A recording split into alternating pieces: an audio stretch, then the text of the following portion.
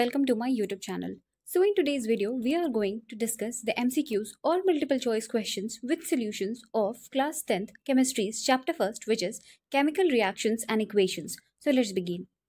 First question, in which of the following daily life situations we can say that a chemical reaction has taken place? तो इनमें से कौन सा वो daily life का situation है जिसमें हम कह सकते हैं कि कोई केमिकल चेंज हुआ है या केमिकल रिएक्शन हुआ है?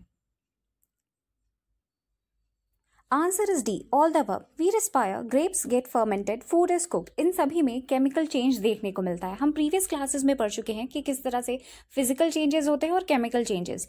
फिजिकल चेंजेस ऐसे चेंजेस जो कि रिवर्सिबल है नेचर में, हम उन्हें बदल सकते हैं, और केमिकल चेंजेस ऐसे चेंजेस हैं जिन्हें बदला नहीं जा सकता, यानी कि इरिवर्सिबल है. एग्जाम्पल देखिए फिजिकल चेंज का. वाटर जो है फ्रीज कर जाता है तो फिर हम मेल्ट करके उसे अब वापस अपने स्टेट में ला सकते हैं. जो मेल्टिंग ऑफ वैक्स है, मेल्टिंग ऑफ कैंडल, ये एक तरह का फिजिकल चेंज है. उसी तरह बर्निंग ऑफ कैंडल या बर्निंग ऑफ वैक्स जो है वो एक केमिकल चेंज है. अब जो स्टेट चेंज हुआ है हम उसे वापस नहीं ला सकते. उसी तरह से हम देखेंगे कि मिल्क जो है अगर हम लंबे समय तक उसे छोड़ दें तो वो कर्डल हो जाता है. अब क्या उसे हम दोबारा वैसे स्टेज में ला सकते हैं? नहीं. कुक्ड फूड जो है, रॉ मटेरियल्स जिसमें हम लेकर के कुक्ड फूड बनाते हैं, क्या वापस से हम उसे रॉ मटेरियल्स में चेंज कर सकते हैं? नहीं. उसी तरह से हम देखेंगे कि आयरन ऑब्जेक्ट्स पे रस्ट लग जाता है तो इन्हें दोबारा अपने ओरिजिनल स्टेट में ला नहीं सकते. और हम देख रहे हैं कि इन सभी रिएक्शंस में कोई ना कोई केमिकल चेंज हुआ है. तो यहाँ पे whenever a chemical change occurs we can say that a chemical reaction has taken place. तो इस तरह से आप केमिकल चेंज पहचान सकते हैं. Next question, you must have observed that magnesium ribbon burns with a dazzling white flame and changes into white powder. This powder is dash. It is formed due to reaction between magnesium and oxygen present in the air. तो आपने ज़रूर देखा होगा कि जो magnesium का ribbon है, जिसे हम सैंड पेपर से क्लीन करने के बाद जब बर्न करते हैं तो वो एक डैजलिंग चमकीले वाइट फ्लेम के साथ बर्न होता है, और उसके बाद ये जो है, जो मैग्नीशियम रिबन था, वो एक वाइट पाउडर में चेंज हो जाता है. ये पाउडर क्या है? तो हम देख रहे हैं कि मैग्नीशियम और ऑक्सीजन के बीच रिएक्शन हुआ है और रिजल्ट में जो हमें प्रोडक्ट मिलता है वो बताना है. Answer is C, magnesium oxide. तो हमें मैग्नीशियम ऑक्साइड इसमें मिलेगा, यानी कि जो मैग्नीशियम और ऑक्सीजन के बीच जो रिएक्शन हुआ उसका प्रोडक्ट क्या मिल रहा है? Magnesium oxide. आप फिगर में भी इसे देख सकते हैं. इसमें हमें 2-3 बातें याद रखनी होंगी कि एक तो इसका फ्लेम कैसा है, तो डैजलिंग वाइट फ्लेम, और जो पाउडर में चेंज होता है it is a white powder, और ये क्या है? Magnesium oxide. यहाँ देखिए, इस रिएक्शन को हम 2 तरीके से लिख सकते हैं. जब हम इस तरह से वर्ड के फॉर्म में लिख रहे हैं, magnesium plus oxygen gives us magnesium oxide, तो ये वर्ड इक्वेशन है. एरो हमें यहाँ पे रिएक्शन का डायरेक्शन बता रहा है, और जब हम इसे फॉर्मूला या सिंबल्स के फॉर्म में लिखेंगे तो ये केमिकल इक्वेशन कहलाएगा. जैसे Mg plus O2 gives us MgO. तो ये अभी बैलेंस नहीं है, आगे देखेंगे हम इसे बैलेंस कैसे करना है. Next question, which of the following observations help us to determine whether a chemical reaction has taken place? तो इनमें से कौन सा observations है जो हमें बताएगा कि किसी केमिकल चेंज हुआ है? Answer is C, both A and B. यानी कि चेंज इन स्टेट, उसके स्टेट में कोई बदलाव होगा, कोई कलर में चेंज आएगा, कोई इवोल्यूशन हो सकता है किसी गैस का, और टेम्परेचर जो तापमान है उसमें भी बदलाव आ सकता है. तो ये सब देख के हम समझ सकते हैं कि कोई ना कोई केमिकल रिएक्शन हुआ है, chemical change has taken place. Next question, the substances that undergo chemical change in the reaction magnesium and oxygen are the dash. The new substance is magnesium oxide formed during the reaction as a.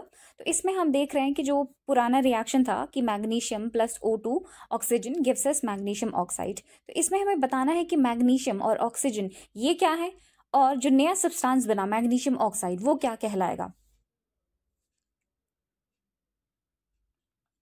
Answer is B, reactants and product. तो magnesium और oxygen जो है ये क्या है? Reactants है. ये आपस में रिएक्ट किए तभी तो हमें नया प्रोडक्ट मैग्नीशियम ऑक्साइड मिला. तो मैग्नीशियम एंड ऑक्सीजन जो है ये रिएक्टेंट्स है, और ये जो प्रोडक्ट है magnesium oxide is the product. Catalyst क्या होता है? जो रिएक्शन को मदद करता है किसी फॉर्म में. और प्रिसिपिटेट का मतलब है जो कुछ बच जाए रिएक्शन में एज अ प्रोडक्ट. तो ये देखिए, जो वर्ड इक्वेशन हम लिखते हैं उसमें हम एक एरो का यूज करते हैं। आपको पहले भी बताया गया है कि एरो आपको बताता है कि किस डायरेक्शन में रिएक्शन हुआ है। जो रिएक्टेंट्स हैं जो कि कंबाइन करेंगे, या जो भी रिएक्टेंट्स हैं जो कि रिएक्ट करेंगे आपस में, उन्हें हम लेफ्ट हैंड साइड पे लिखते हैं। ये एरो है, इसके लेफ्ट हैंड साइड पे हम क्या लिखेंगे, रिएक्टेंट्स, और इस तरफ जो राइट हैंड साइड है उस पे हम क्या लिखेंगे, product. Next question, which of the following is an skeletal chemical equation.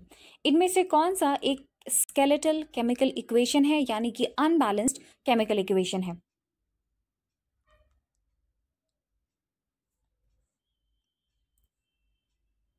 Answer is A, Mg plus O2 gives us MgO। ये अनबैलेंस्ड है। बैलेंस्ड इक्वेशन के लिए क्या क्या कंडीशंस होनी चाहिए।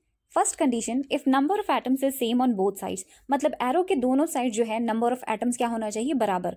Mass is same on both sides, हमें पता है हर एटम का अपना एटॉमिक मास होता है, तो जब एटम्स के नंबर सेम होंगे तो ऑटोमेटिकली जो एटॉमिक मास है दोनों साइड पे वो भी सेम होगा। तो यहाँ देखिए, यहाँ पर एक एटम है Mg का, और एरो के राइट RHS में राइट हैंड साइड में भी एक Mg है। एरो के LHS में लेफ्ट हैंड साइड में ऑक्सीजन के दो एटम्स दिख रहे हैं, जबकि राइट हैंड साइड में ऑक्सीजन के एक ही एटम दिख रहा है। तो हम कहेंगे कि ये स्केलेटल केमिकल इक्वेशन है, मतलब बैलेंस नहीं है। बाकी सब में देख सकते हैं आप कि सारा जो एटम का नंबर है और एटॉमिक मास ये सब क्या है, सेम है। अब यहाँ पे जो बैलेंस्ड केमिकल इक्वेशन होता है, it follows law of conservation of mass. Law of conservation of mass इसमें क्या कहता है, mass can neither be destroyed nor created. Mass को हम डिस्ट्रॉय नहीं कर सकते और ना ही नया मास जो है वो क्रिएट होगा, यानी कि मास जो है इट रिमेन्स कांस्टेंट। तो ये फॉलो करता है balanced equation. Next question, which of the following is a balanced chemical equation. तो इनमें से कौन सा बैलेंस्ड केमिकल इक्वेशन है। Answer is A, CaCO3 gives us CaO plus CO2। इसमें देखिए सारे एटम्स एरो के LHS पे और RHS पे इक्वल है नंबर में, और मास भी इक्वल है, इसलिए ये क्या है, बैलेंस्ड केमिकल इक्वेशन। इधर देखिए, यहाँ तो क्लियरली पता चल जा रहा है एक PB है और यहाँ हमने 2 PBO लिखा है, यानी कि 2 PB के एटम्स, तो ये पॉसिबल ही नहीं है। फिर यहाँ पे AgCl और इधर 2 लिख दिया है, तो ये भी पॉसिबल नहीं है। यहाँ पे 2 AgBr है और यहाँ पे सिर्फ एक AgBr Ag है, तो ये भी अनबैलेंस्ड है, स्केलेटल है। इस इक्वेशन में मास जो है दोनों ही साइड पर इक्वल है, इसलिए ये क्या होगा, बैलेंस्ड केमिकल इक्वेशन। आपको ऐसे क्वेश्चंस आ सकते हैं, हो सकता है स्केलेटल इक्वेशन दे दिया जाए और पूछा जाए कि इसको बैलेंस करके बताओ। तो हम बैलेंस कौन से मेथड से करते हैं, हिट एंड ट्रायल मेथड से। बुक में स्टेप वाइज इसका एक्सप्लेनेशन क्या हुआ है, तो आप वहां से इसे देख सकते हैं। Next question, zinc plus sulphuric acid gives us zinc sulphate plus dash. तो यहाँ पर एक रिएक्शन दिया हुआ है, उसे कंप्लीट करना है। हमने क्या लिया है, जिंक और सल्फ्यूरिक एसिड, यानी कि Zn प्लस H2SO4। तो रिजल्ट में हमें क्या मिल रहा है, जिंक सल्फेट, यानी कि ZnSO4 प्लस एक और चीज, एक और प्रोडक्ट मिलेगा। वो प्रोडक्ट कौन सा होगा ये बताना है। आप पिक्चर को भी देख सकते हैं, एक्टिविटी का ये क्वेश्चन है। Answer is A, hydrogen. हमें हाइड्रोजन गैस यहाँ पर देखने को मिलेगा as a product. Next question, which law is satisfied by a balanced chemical equation. तो वो लॉ कौन सा है वो बताना है जो कि बैलेंस्ड केमिकल इक्वेशन फॉलो करती है, सेटिस्फाई करती है। Answer is C, law of conservation of mass. इसे हम पहले भी डिस्कस कर चुके हैं। Next question, What is the physical state of H2O in the above reaction। जो above reaction लिखा हुआ है उसमें हमें वाटर का, यानी कि H2O का फिजिकल स्टेट बताना है।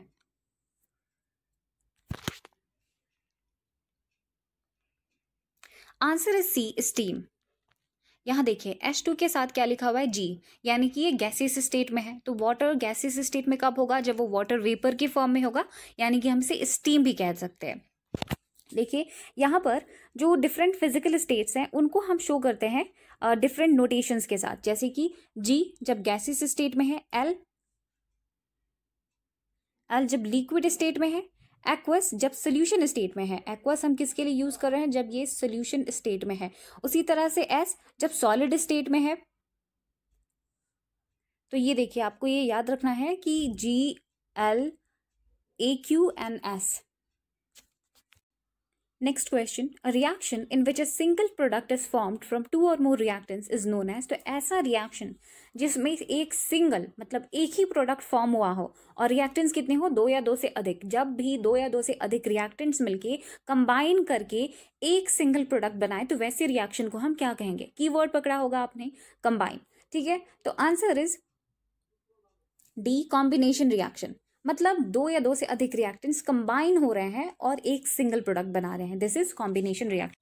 तो यहाँ पर इस चैप्टर में हम 5 तरह के केमिकल रिएक्शंस को पढ़ने वाले हैं। Combination reaction, decomposition reaction, displacement reaction, double displacement reaction और रिडॉक्स रिएक्शन। तो इन सब के आपको एग्जाम्पल्स, रिएक्शंस सब अच्छे से याद होने चाहिए, बुक में सब दिया हुआ है, you have to remember it. Next question, identify the type of given reaction. तो इस फिगर में जो रिएक्शन आपको शो किया गया है उसे पहचानना है, ये कौन सा टाइप का रिएक्शन है। Answer is A and D. Answer is D, A and D, यानी कि combination reaction plus exothermic reaction.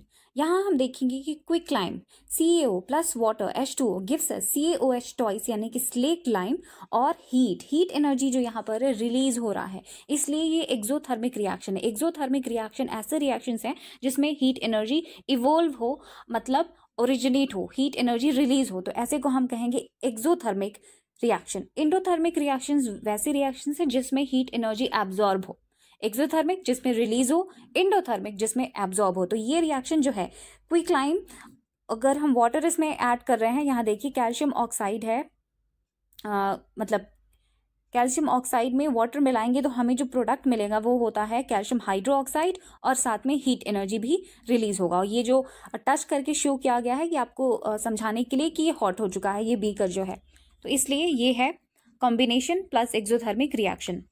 Next question, which of the following is an example of exothermic reaction. तो इनमें से कौन सा एक एक्सोथर्मिक रिएक्शन का एग्जाम्पल है।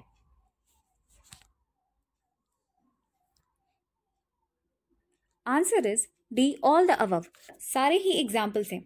बर्निंग ऑफ नेचुरल गैस, इसमें भी हमें देखेंगे कि हीट रिलीज होगा। Respiration and decomposition of vegetable matter into compost, तो ये सारे इंपॉर्टेंट एग्जांपल्स हैं। Decomposition of vegetable matter into compost, ये भी क्या है, एक्सोथर्मिक रिएक्शन है। रेस्पिरेशन, यहाँ पर इसका आपको केमिकल इक्वेशन शो किया गया है, ये ग्लूकोज का फॉर्मूला है, तो ये सब क्या है, एक्सोथर्मिक रिएक्शन। अब आपको इसका एंडोथर्मिक याद रखना होगा, फोटोसिंथेसिस। रेस्पिरेशन से रेस्पिरेशन एक्सोथर्मिक और फोटोसिंथेसिस क्या है, एंडोथर्मिक। इसमें हम देखते हैं कि सनलाइट के प्रेजेंस में प्लांट जो है फूड बनाती है, और भी बहुत सारे फैक्टर्स हैं। तो इसमें सनलाइट यानी कि हीट जो है वो एब्जॉर्ब हो रहा है, इसलिए फोटोसिंथेसिस एंडोथर्मिक प्रोसेस है, रिएक्शन है। तो आपको याद रखना है एक्सोथर्मिक के सारे examples. Next question, write the chemical formula for marble. तो मार्बल के लिए कौन सा केमिकल फॉर्मूला सही है।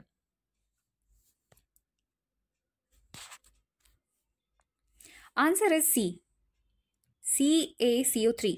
ये कैल्शियम कार्बोनेट या लाइमस्टोन जिसे हम कहते हैं, वो आपका केमिकल फॉर्मूला भी होता है फॉर मार्बल। तो CaO यानी कि कैल्शियम ऑक्साइड को हम क्विक लाइम कहेंगे, CaOH टॉइस कैल्शियम हाइड्रोक्साइड को हम क्या कहते हैं, स्लेक्ट लाइम, और CaCO3 को हम मार्बल, कैल्शियम कार्बोनेट या लाइमस्टोन भी कहते हैं, और ये फॉर्मूला है ग्लूकोज का। Next question, which of the following is a substance that is used for white washing. तो इनमें से वो कौन सा सब्सटेंस है जिसका इस्तेमाल वाइट वॉशिंग में किया जाता है। यानी कि जो हम चूना में जो पानी मिलाते हैं और जो घोल तैयार होता है उससे हम वाइट वॉश करते हैं वॉल्स को, तो उसमें वो सब्सटेंस क्या है वो बताना है। Answer is D, calcium hydroxide यानी कि स्लेक्ट लाइम, हम इसे पढ़ चुके हैं।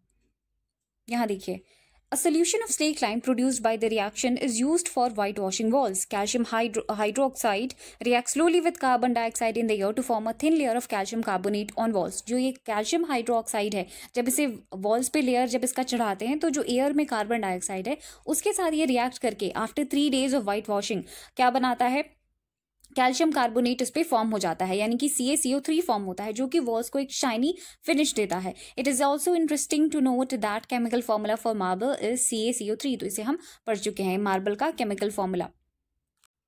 Next question, which of the following is used in cement industry. तो इनमें से कौन सा है जिसका इस्तेमाल सीमेंट इंडस्ट्री में किया जाता है, in the manufacture of cement. Answer is D, calcium oxide, यानी कि जो क्विक लाइम है, कैल्शियम है, CaO, इसका इस्तेमाल सीमेंट इंडस्ट्री में सीमेंट को मैन्युफैक्चर करने के लिए किया जाता है। तो हम देख चुके हैं कि जो कैल्शियम कार्बोनेट, कैल्शियम हाइड्रोक्साइड है, CaOH टॉइस, उसका यूज़ हम करते हैं वाइट वॉश में, और कैल्शियम ऑक्साइड CaO का यूज़ किया जाता है सीमेंट इंडस्ट्री में, और कैल्शियम कार्बोनेट क्या है, मार्बल है। Next question, what is a decomposition reaction. तो एक डीकम्पोजिशन रिएक्शन क्या होता है? कीवर्ड यहाँ है डीकम्पोजिशन। डीकम्पोज का मतलब है कि कोई चीज ब्रेक डाउन हो रही है। Answer is A, single reactant breaks down to give simpler products. कोई रिएक्टेंट है जो कि टूट रहा है सिंपलर प्रोडक्ट्स में, तो ऐसा रिएक्शन क्या कहलाएगा? Decomposition reaction. Next question, when a decomposition reaction is carried out by heating it is called है। जब भी कोई डीकम्पोजिशन रिएक्शन हीटिंग की मदद से कैरी किया जाए तो वैसे रिएक्शन को हम क्या कहेंगे?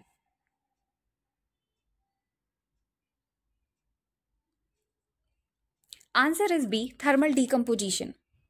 इसे हम एक टाइप का इंडोथर्मिक रिएक्शन भी कह सकते हैं जिसमें हीट एब्जॉर्ब हो रहा है। तो आप पिक्चर में देख सकते हैं कैसे इसने एक बॉइलिंग ट्यूब में फेरस सल्फेट क्रिस्टल्स लिए हैं और इसको बर्नर के सामने, बर्नर के ऊपर रख के हीट किया जा रहा है और ये डिकम्पोज होगा। तो यहाँ पे देखिए CaCO3 हीट प्रोवाइड कर रहे हैं और ये टूट जा रहा है, डिकम्पोज हो रहा है इन CaO एंड CO2। सिमिलरली ये भी एग्जाम्पल है डीकम्पोजिशन रिएक्शन का। इसमें देखिए फेरस सल्फेट जो है हीट के मदद से फेरिक ऑक्साइड SO2 और SO3 में टूट रहा है। Next question, activity, take about 2 gram lead nitrate powder in a boiling tube, hold the boiling tube with a pair of tongs and heat it over a flame as shown in the figure, what do you observe. तो आपको यहाँ पर एक activity करनी है। इसमें 2 gram lead nitrate powder को एक बॉइलिंग ट्यूब में लेना है और इसे चिमटों की मदद से, यानी कि पेयर ऑफ टोंग्स, उसकी मदद से फ्लेम के ऊपर हीट करना है। तो हम क्या ऑब्जर्व करेंगे इस रिएक्शन में? तो ये रिएक्शन ऐसे है, लेड नाइट्रेट को हीट किया जा रहा है, तो जो प्रोडक्ट्स मिलेंगे उनका नेचर कैसा होगा ये हमें बताना है। Answer is A, emission of brown fumes of nitrogen dioxide. तो इसमें हमें देखने को मिलेगा कि जो ब्राउन फ्यूम्स हैं, ब्राउन ब्राउन से धुएं हैं जो नाइट्रोजन ऑक्साइड के होंगे, वो इसमें हम ऑब्जर्व कर सकते हैं। यहाँ पिक्चर में देखिए ब्राउन फ्यूम्स हमें देखने को मिल रहा है जब हम लेड नाइट्रेट को हीट कर रहे हैं। तो यहाँ पे ये रिएक्शन ऐसे होगा, लेड नाइट्रेट को हीट करेंगे, this gives us lead oxide plus nitrogen dioxide and oxygen. और इसमें नोटिस करने वाली बात यह है कि जो नाइट्रोजन डाइऑक्साइड है इसे हम ऐसे पहचानेंगे कि इमिशन होगा brown fumes of nitrogen dioxide. तो ये activity based question. Next question, activity, take about 2 gram silver chloride in a china dish, place this china dish in sunlight for some time, observe the color of silver chloride after some time। तो यहाँ पे भी एक और activity करनी है। इसमें 2 gram silver chloride लेना है एक चाइना डिश में, उसे सनलाइट में रख देना है थोड़ी देर के लिए और उसके बाद हमें सिल्वर क्लोराइड का कलर ऑब्जर्व करना है।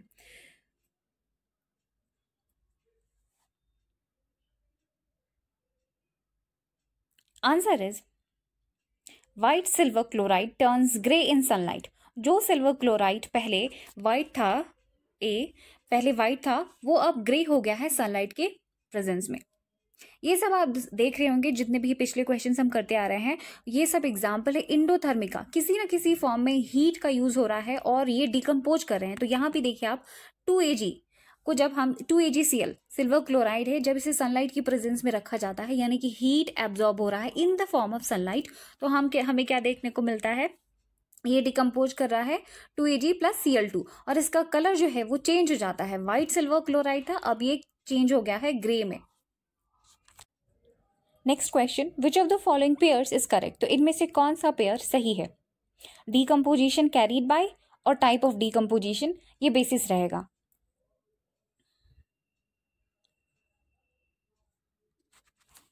Answer is D, A, B and C, तीनों पेयर्स ही सही हैं। जब हम डीकम्पोजिशन होता है हीट के मदद से, तो इस टाइप के डीकम्पोजिशन को हम क्या कहते हैं? Thermal decomposition. जब लाइट की मदद से जो हीट एनर्जी मिलती है उस तरह की डीकम्पोजिशन को हम कहते हैं फोटो डीकम्पोजिशन। अभी जो हमने सिल्वर क्लोराइड वाला क्वेश्चन किया उसमें सनलाइट था यानी कि फोटो डीकम्पोजिशन हो रहा था। उससे पहले लेड नाइट्रेट को हीट किया जा रहा था, it was an example of thermal decomposition. और सिल्वर वाला एग्जाम्पल हो गया फोटो डीकम्पोजिशन का। उसी तरह से जब हम क्या करते हैं, इलेक्ट्रिसिटी के फॉर्म में हीट प्रोवाइड करते हैं, तो ये जो डीकम्पोजिशन होगा it will be called as electrolytic decomposition.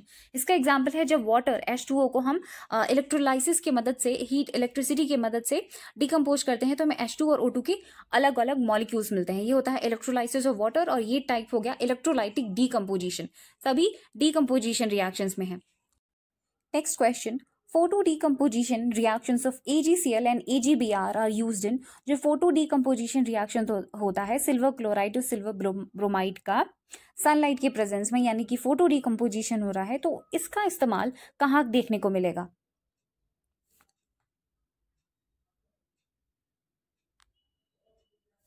Answer is A, black and white photography. तो इस में हमें AgCl और AgBr का फोटो डीकम्पोजिशन का यूज़ देखने को मिलता है। तो यहाँ पर हम देखेंगे जो कैल्शियम ऑक्साइड है, लाइम है, क्विक लाइम है, इसका यूज़ हम सीमेंट इंडस्ट्री में करते हैं, in the manufacture of cement industry. Calcium hydro oxide का यूज़ जो है, यानी कि स्लेक्ड लाइम जो है, उसका हम वाइट वॉशिंग में यूज़ करते हैं। और AgCl, ये जो रिएक्शन है AgCl और AgBr, इनका यूज़ किया जाता है ब्लैक एंड वाइट फोटोग्राफी। तो आप ये 3 इंपॉर्टेंट यूजेस दिए गए हैं इस चैप्टर में, तो आप इन सबको याद रखें। Next question, which of the following is not an example of endothermic reaction. So इनमें से कौन सा इंडोथर्मिक रिएक्शन का एग्जाम्पल नहीं है, मतलब ऐसा रिएक्शन है जिसमें हीट एनर्जी जो है वो एब्जॉर्ब नहीं हो रहा है। Answer is D, respiration. इसमें जो है हीट एनर्जी रिलीज होता है, इसलिए ये एक्सोथर्मिक रिएक्शन है, इंडोथर्मिक रिएक्शन नहीं है। जबकि बाकी जो सारे प्रोसेस हैं, इलेक्ट्रोलिसिस ऑफ वाटर, इसमें हम क्या देखते हैं, इलेक्ट्रिक डीकम्पोजिशन होते हुए डीकम्पोजिशन ऑफ कैल्शियम कार्बोनेट यानी कि CaCO3 को हीट प्रोवाइड करते हैं, तो it breaks down into CaO plus CO2। तो ये क्या है, थर्मल डीकम्पोजिशन का एग्जाम्पल है। और फोटोसिंथेसिस, फोटोसिंथेसिस में सनलाइट को एब्जॉर्ब किया जाता है, यानी कि ये फोटो डीकम्पोजिशन का एग्जाम्पल है। और ये सब क्या है, हीट एब्जॉर्ब हुआ है इन सब में। तो ये सब क्या है, इंडोथर्मिक रिएक्शंस के एग्जाम्पल है। तो आपको याद रखना है इंडोथर्मिक रिएक्शंस के ये 3 एग्जाम्पल्स है। एक्सोथर्मिक का हम पढ़ चुके हैं, अब ये इंडोथर्मिक का एग्जाम्पल भी याद रखना है। Next question, which of the following observations would you get when an iron nail is put in copper sulphate solution after some time. तो हमें यहाँ पर जो ऑब्जर्वेशंस हम देखेंगे, जब किसी आयरन नेल को कॉपर सल्फेट सोल्यूशन में रखा जाए तो हम क्या ऑब्जर्व करेंगे, ये बताना है।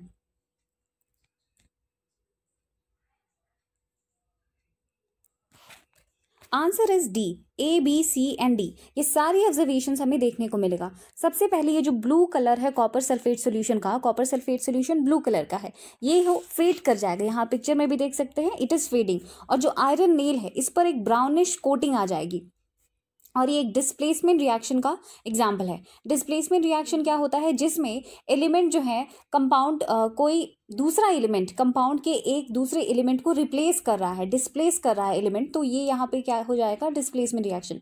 यहाँ हम देखेंगे ये जो आयरन है कॉपर सल्फेट सोल्यूशन में से कॉपर को रिप्लेस कर देता है, क्योंकि iron replaces copper because it is more reactive. तो ये चारों ऑब्जर्वेशन ही सही हैं, इन सबको इसमें याद रखना है कि जब हम कॉपर सल्फेट सोल्यूशन में आयरन को डालेंगे तो ये ऑब्जर्वेशन हमें देखने को मिलेंगी। कलर सोल्यूशन का फेड करेगा, आयरन नेल पे ब्राउनिश कोटिंग होगी, और ये डिस्प्लेसमेंट रिएक्शन है। और आयरन नेल कॉपर को क्यों डिस्प्लेस करेगा, क्योंकि आयरन नेल जो है वो कॉपर से ज़्यादा रिएक्टिव है, इसलिए वो रिप्लेस कर देता है इसे। तो ये है answer D, A, B, C and D। तो यहाँ पर इस रिएक्शन को देख सकते हैं आप, ये देखिए, ये बिफोर कंडीशन है, ये आफ्टर रिएक्शन कंडीशन है। इसी तरह ये बिफोर और ये आफ्टर रिएक्शन कंडीशन है। सिमिलरली जिस तरह से हम देख रहे हैं कि आयरन ने कॉपर को रिप्लेस किया है क्योंकि it is more reactive than copper, उसी तरह से हम देखेंगे कि यहाँ पर और भी एग्जांपल्स दिए हुए हैं।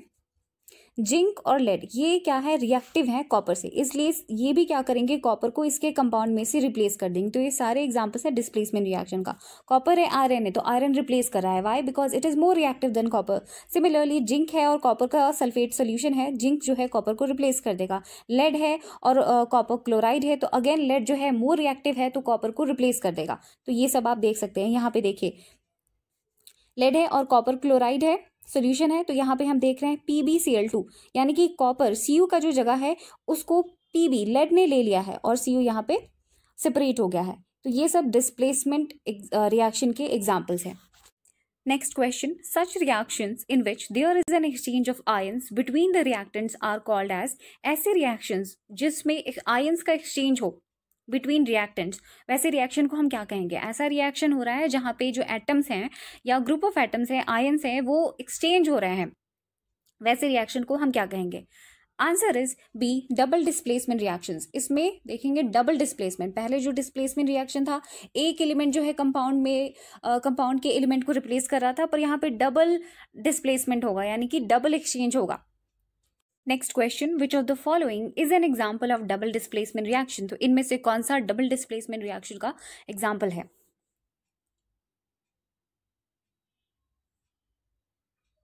Answer is D, Na2SO4 plus BaCl2 gives us BaSO4 plus NaCl, 2NaCl।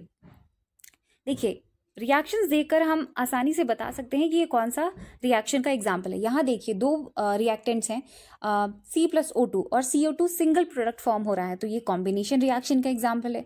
यहाँ पर हम देख रहे हैं कि FeSO4 जो है हीट प्रोवाइड हो रहा है और ये डीकम्पोज हो रहा है सिंपलर प्रोडक्ट्स में, तो हम कह सकते हैं कि ये डीकम्पोजिशन रिएक्शन है। यहाँ पर Zn+CO4, Zn जो है कॉपर से ज़्यादा है रिएक्टिव है, ZnCuSO4 जो है कॉपर सल्फेट सोल्यूशन है, उसमें हम देख रहे हैं कि Cu की जगह Zn आ जा रहा है यानी कि रिप्लेस कर रहा है कॉपर को जिंक, तो ये हम कह सकते हैं कि ये क्या है? डिस्प्लेसमेंट रिएक्शन का एग्जाम्पल है।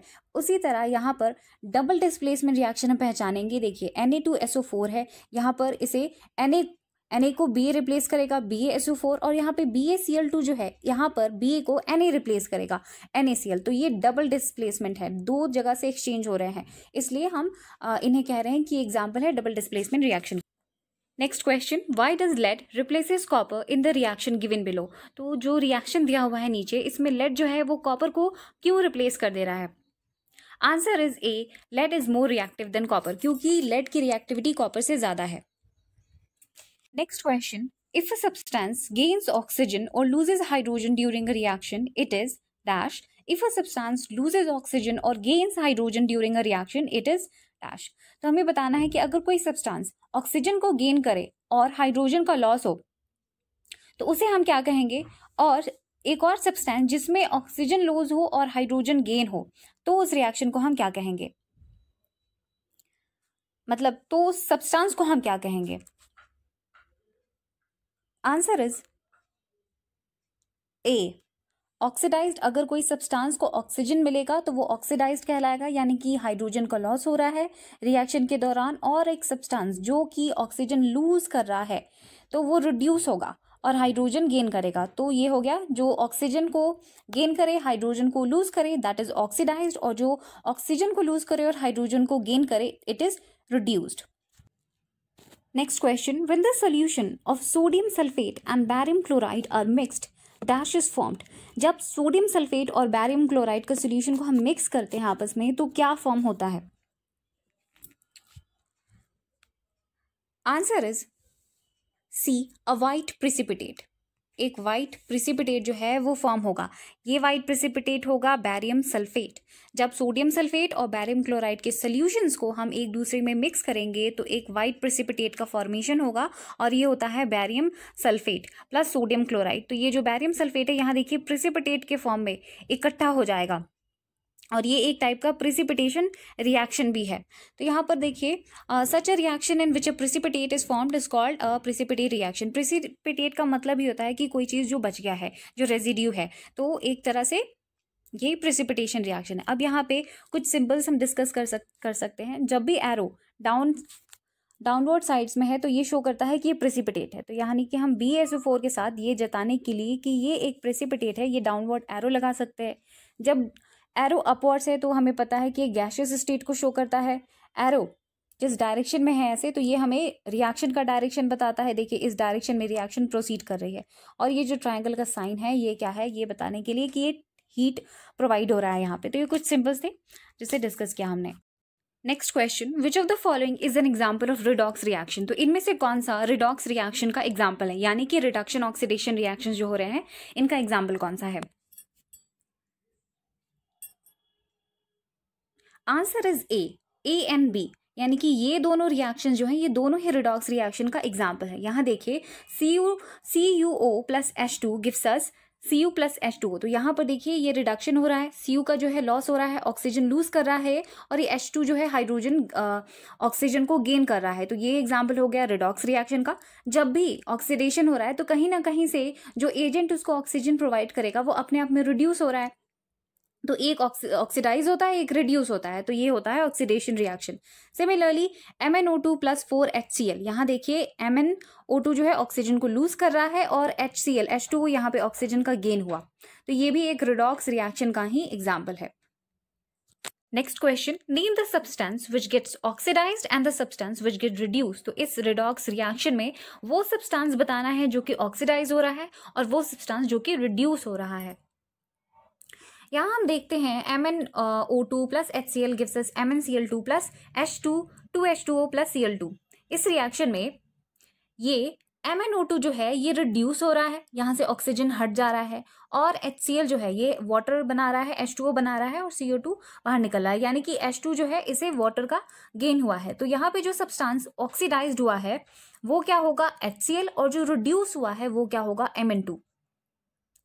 Answer is B, oxidise substances HCl और रिड्यूस सब्सटेंसेस MnO2, क्योंकि यहाँ पर MnO2 में से ऑक्सीजन हटेगा और HCl जो है ऑक्सीजन का गेन कर रहा है, तो ये हो गया रिड्यूस्ड मतलब रिड्यूस सब्सटेंस, और ये सब्सटेंस हो जाएगा ऑक्सीडाइज्ड। अगर इस क्वेश्चन में आपसे पूछा जाए कि ऑक्सीडाइजिंग एजेंट कौन है और रिड्यूसिंग एजेंट कौन है, तो बिल्कुल ऑपोजिट बताना है। जैसे एजेंट कौन होगा, जो आपको सप्लाई करे, ऑक्सीडाइज्ड हो गए मतलब कि आपके पास ऑक्सीजन है, लेकिन जो आपको ऑक्सीजन दे रहा है जो कि रिड्यूस हो रहा है वो आपका ऑक्सीडाइजिंग एजेंट होगा।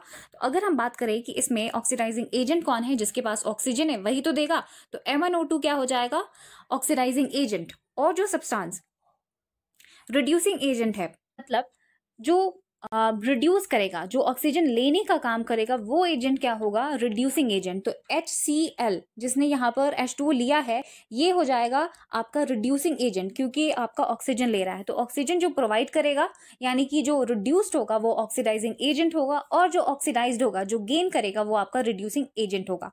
तो इसमें पूछा गया था ऑक्सीडाइज्ड, तो हमने बोला कि ऑक्सीडाइज सब्सटेंस HCl ऑक्सीडाइज्ड है और रिड्यूस्ड कौन सा है, MnO2। अगर पूछा जाता कि ऑक्सीडाइजिंग एजेंट कौन सा है, तो ऑक्सीडाइजिंग एजेंट होगा MnO2 और रिड्यूसिंग एजेंट होगा HCl। Next question, name the oxidising agent as well as the reducing agent in the above reaction. तो ये जो अबव रिएक्शन है इसमें आपको ऑक्सीडाइजिंग एजेंट बताना है कि कौन ऑक्सीजन प्रोवाइड कर रहा है, और रिड्यूसिंग एजेंट कौन ऑक्सीजन को ले रहा है। तो इस रिएक्शन में हम देख रहे हैं कि जिसके पास ऑक्सीजन होगा H2O2 यही होगा ऑक्सीडाइजिंग एजेंट, यही तो दे सकता है ऑक्सीजन को। तो इसलिए H2O जो है वो ऑक्सीडाइजिंग एजेंट है, और जो सब्सटेंस जो कि रिड्यूस हो रहा है यानी कि जो लेगा ऑक्सीजन वो होगा रिड्यूसिंग एजेंट, तो PBS ये होगा आपका रिड्यूसिंग एजेंट। तो answer is A, oxidising agent is H2O2 and reducing agent is PBS। अगर पूछा जाता कि ऑक्सीडाइज सब्सटेंस बताइए, तो हम देख रहे हैं कि ऑक्सीडाइज सब्सटेंस क्या हो रहा है, PBS जो है बाद में इसके पास ऑक्सीजन आ जाता है, और जो सब्सटेंस रिड्यूस हुआ है वो है H2O2, क्योंकि यहाँ देखिए एक ऑक्सीजन का जो एटम है वो कम हो गया है। Next question, give an example of oxidation reactions in everyday life. तो आपको इनमें से एग्जाम्पल बताना है जो कि ऑक्सीडेशन का एग्जाम्पल है एवरीडे लाइफ में, जैसे हम हर रोज एक्सपीरियंस करते हैं, देखते हैं। Answer is C, both A and B, यानी कि कोरोजन और रैंसिडिटी। कोरोजन क्या होता है, जो मेटल सरफेस जो इरोड होते हैं, खराब होते हैं, जैसे कि रस्टिंग, उसे हम कोरोजन कहते हैं, और रैंसिडिटी जो फूड खराब हो जाता है उसे कहते हैं। Next question, iron articles are shiny when new but get coated with a reddish brown powder when left for some time. This process is commonly known as, जो आयरन पार्टिकल्स हैं जब वो नए होते हैं तो काफ़ी ज़्यादा शाइनी होते हैं, पर समय के साथ अगर हम थोड़ी देर उनको ऐसे ही एक्सपोज्ड छोड़ दें एयर में, तो उनमें एक कोटिंग आ जाती है रेडिश ब्राउन पाउडर की। तो इस प्रोसेस को हम क्या कहते हैं।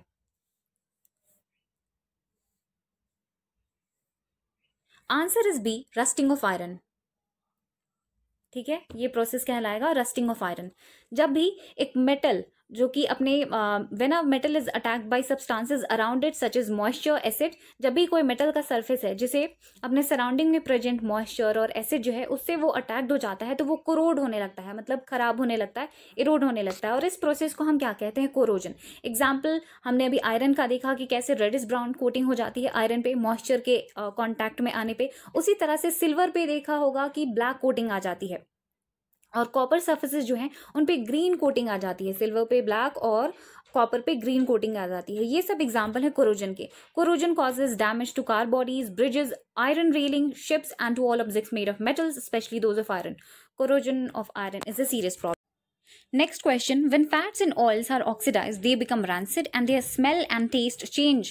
This is known as rancidity. Which of the following is a correct way to prevent it? तो हम जब देखते हैं कि जो फैट्स और ऑयल्स का ऑक्सीडेशन जब भी होता है तो फूड जो है वो रैंसिड हो जाते हैं और उनका स्मेल और टेस्ट जो है खराब हो जाता है, चेंज हो जाता है। तो इस प्रोसेस को हम रैंसिडिटी कहते हैं। तो इससे बचने के लिए क्या स्टेप सही तरीके होंगे ताकि इसे बचा जा सके, इससे बचा जा सके?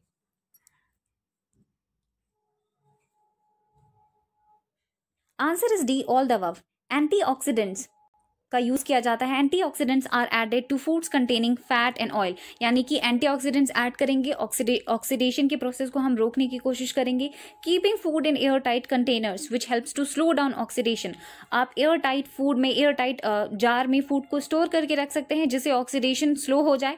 Filling bags of chips and other snacks with inert gases such as nitrogen to prevent the chips from getting oxidized। तो आपने देखा होगा जो स्नैक्स के पैकेट होते हैं उसमें इनर्ट गैसेस भरे जाते हैं जैसे कि नाइट्रोजन, ताकि जो ऑक्सीडेशन है वो प्रिवेंट हो सके। तो ये स्टेप्स हम ले सकते हैं। एंटीऑक्सीडेंट्स का यूज करेंगे, air tight container, air tight jars में, कंटेनर्स में रख सकते हैं, और इनर्ट गैसेस जैसे कि नाइट्रोजन को फिल करके हम फूड को ऑक्सीडेशन से बचा सकते हैं। Next question, when copper powder is heated, the surface of copper powder becomes black due to formation of copper 2 oxide. If hydrogen gas is passed over this material, CuO, the black coating on the surface turns dash as the reverse reaction takes place and copper is obtained.